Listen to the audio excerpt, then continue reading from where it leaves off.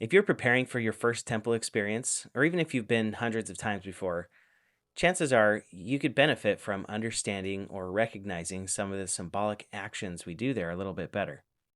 When I went to receive my own endowment, I had virtually no preparation. And so, receiving a new name, or seeing a depiction of the creation and the fall of Adam and Eve, or receiving new symbolic clothing to wear for the rest of my life all seemed a little bit strange. It just didn't feel like it fit together, and it kind of seemed like it came out of nowhere. But after a while, it just became commonplace. It wasn't until I started recognizing these things in other settings and thinking about what they were supposed to symbolize that I started really appreciating them. Today, I want to show you one of those settings that taught me a little bit more about what we're doing in the temple and why. Here we go.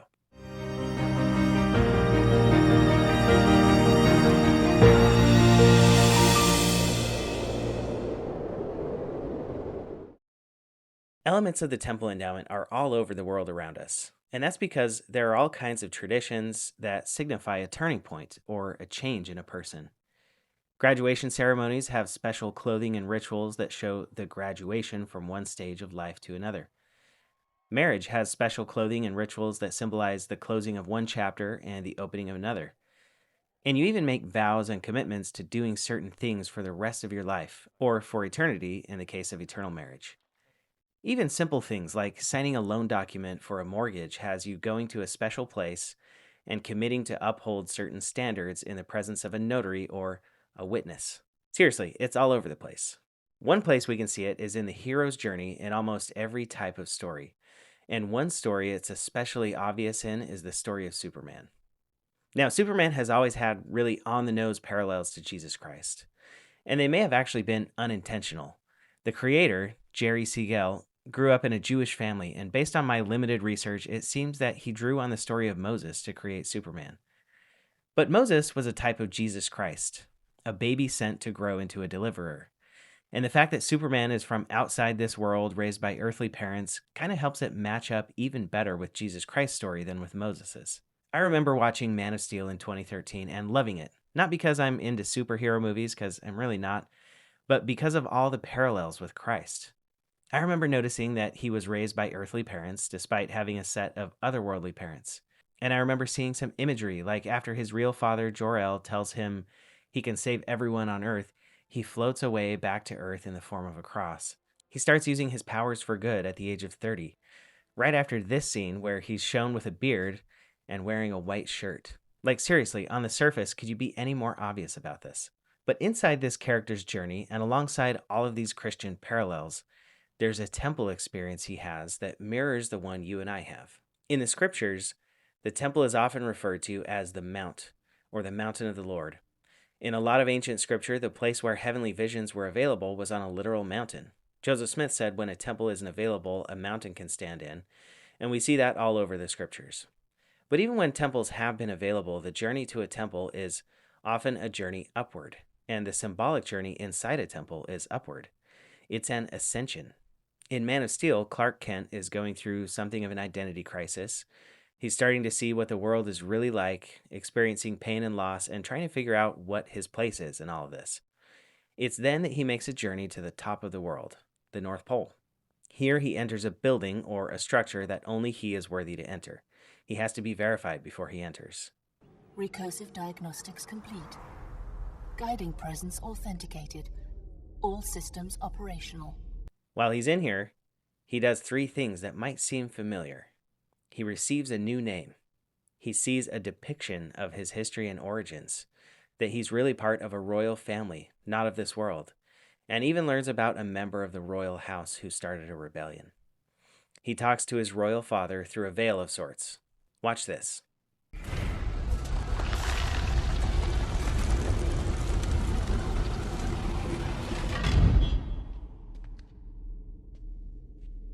To see you standing there having grown into an adult. If only Lara could have witnessed this. Who are you?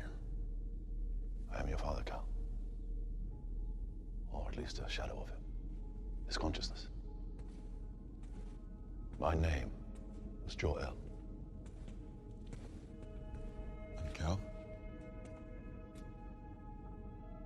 That's my name. Cal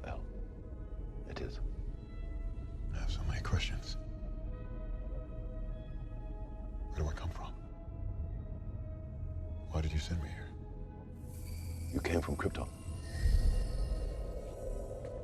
A world with a much harsher environment than Earth's. Long ago, in an era of expansion, our race spread out through the stars, seeking new worlds to settle upon. This scout ship was one of thousands launched into the void.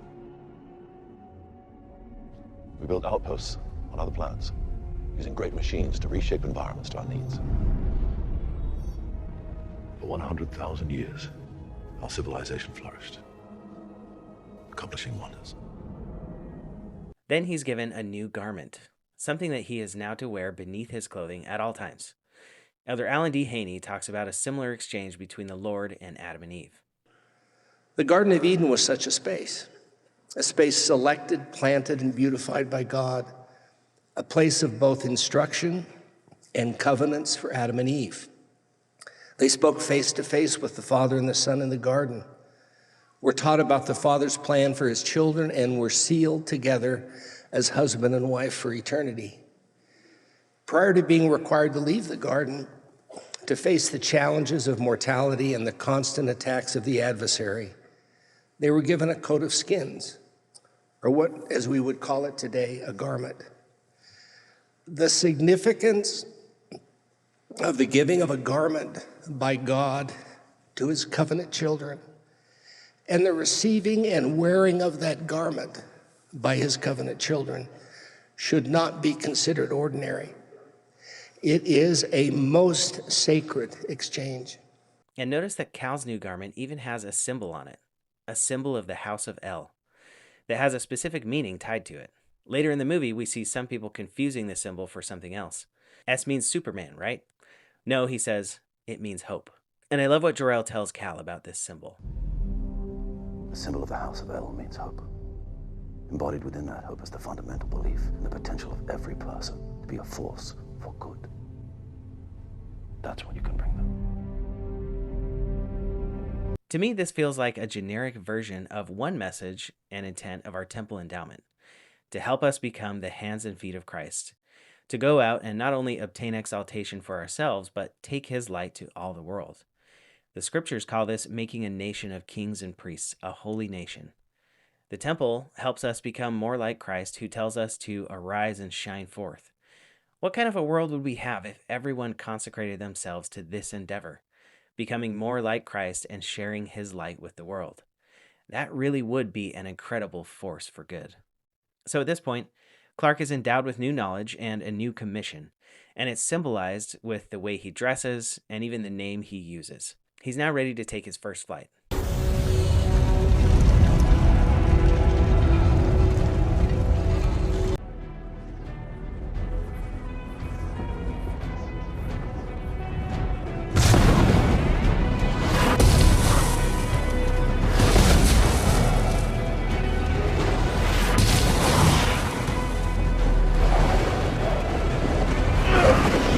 As he becomes who he was born to be and who his father wants him to be, he goes on to conquer the evils that confront him.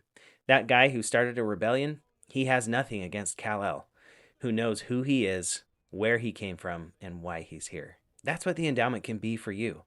As you go to the Lord's house, you can speak with him through the veil. You can learn about your true purpose in this life and the real stakes for all of humanity. You commit to following this way, and you symbolize it by receiving a new name and new clothing.